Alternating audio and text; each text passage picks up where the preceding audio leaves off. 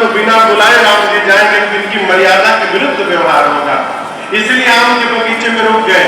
जनक जी आएंगे, मैं इनका परिचय कराऊंगा, और यदि तब जनक जी कहेंगे इनको लेकर के चलिए, तब राम जी को मैं लेकर के जाऊंगा, नहीं तो मैं यहीं रुक जाऊंगा। आम के बगीचे में रुक गए। सूचना पहुंची जनक जी महाराज के पास। क्या पहुंची? विश्वामित्र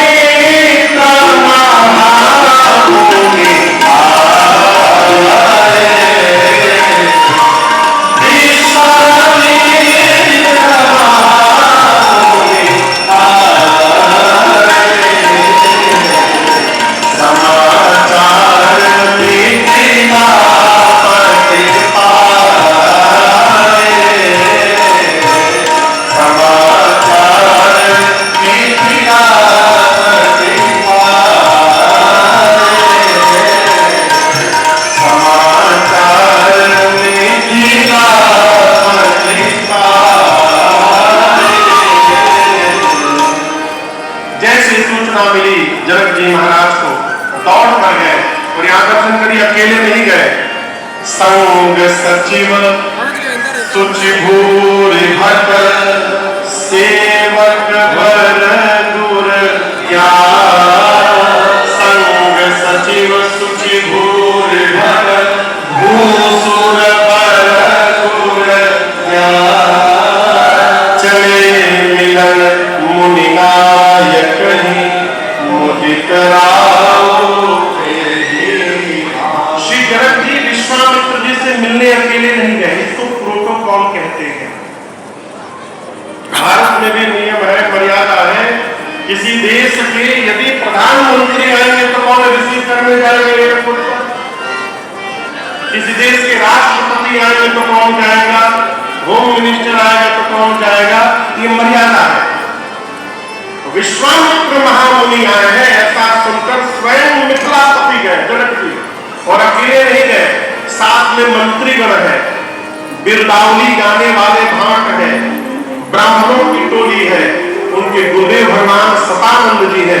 इतने लोगों को साथ में लेकर जनक जी गए विश्वामित्र जी से मिलने।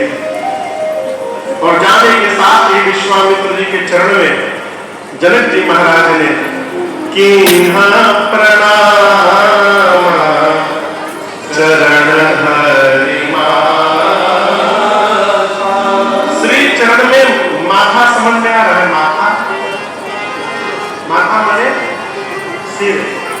विश्वामित्र जी के चरण में अपना सिर रखकर जनक जी ने प्रणाम किया। आजकल लोग वाईफाई प्रणाम करते हैं। महाराज हो गया प्रणाम। एक बात याद रखिएगा, कोई आशीर्वाद देता नहीं है, आशीर्वाद लिया जाता है। हमारा आचरण ऐसा हो जाए कि हमारे श्रेष्ठ के रोम रोम से हमारे लिए आशीर्वाद निकले, ये जीवन है। जाकर जनक जी ने विश्वामित्र जी के चरण में सर को रखा। विश्वामित्र जी ने आशीर्वाद दिया, उठाया, कुशलता पूछी, कुशल क्षेम पूछ करके बिठाया। और जनक जी और विश्वामित्र जी में सत्संग प्रारंभ हो गया। आपसे निवेदन करूं, जिस समय जनक जी आए हैं बाग में, उस समय वहां राम लक्ष्मण जी नहीं थे। कहां थे? गए रहे, कहां गए रहे? देखा न फूल। दोनों भैया फुलवारी घूमने चले गए। और आपसे कहूं, राम जी गए नहीं, राम जी जानबूझकर गए। क्यों गए? राम जी जानते हैं कि यदि मैं यहां रहा और मेरे रहते जनक जी यदि आ गए और कहीं जनक जी की दृष्टि मेरे ऊपर पड़ गई, तो मुझे देखने के बाद जनक जी को मेरे गुरु जी दिखाई देने वाले नहीं है। वो मेरे में ही फंस के रह जाएंगे। फिर मेरे गुरु जी का आदर संस्कार कैसे होगा? इसलिए राम जी ने अपने को वहां से दूर लेके चले गए कि पहले मेरे गुरु जी का आदर संस्कार हो जाए। जनक जी आए, प्रणाम कर लिए, तब राम लक्ष्मण जी बाद में आए हैं। और जैसे राम जी आए, गोस्वामी जी कहते हैं, भगवान को देखकर उठे सकल जब रघुपति आए।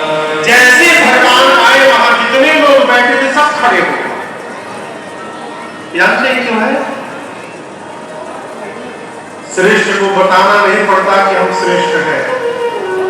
जो श्रेष्ठ होता है वो श्रेष्ठ दिखाई पड़ता है, और जिसको बताना पड़ता है कि हम श्रेष्ठ हैं वो कुछ है वो नहीं।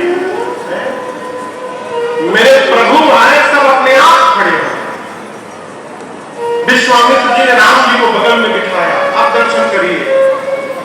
जनक जी के बारे में आपको मैं बताऊं, जनक जी विरक्त महापुरुष है, बैरागी है, अर्थात आकार को नहीं मानते, निराकार को मानते, सगुण भगवान की उपासना नहीं करते, निर्गुण भगवान की उपासना करते। कौन? जनक जी महाराज।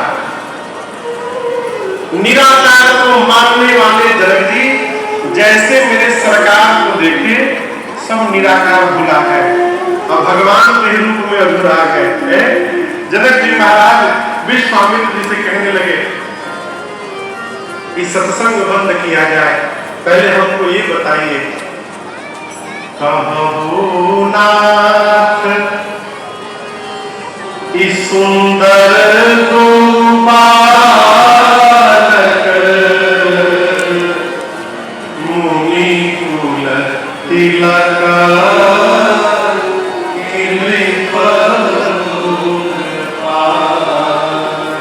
विश्वामित्र जी, आप पहले बताइए ये सुंदर जो बालक कौन है?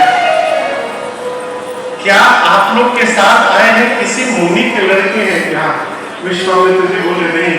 जनक जी बोले कपड़े से तो लग रहा है कि राजघराने के हैं, किसी राजा के लड़के हैं क्या? विश्वामित्र जी चुप हो गए। जनक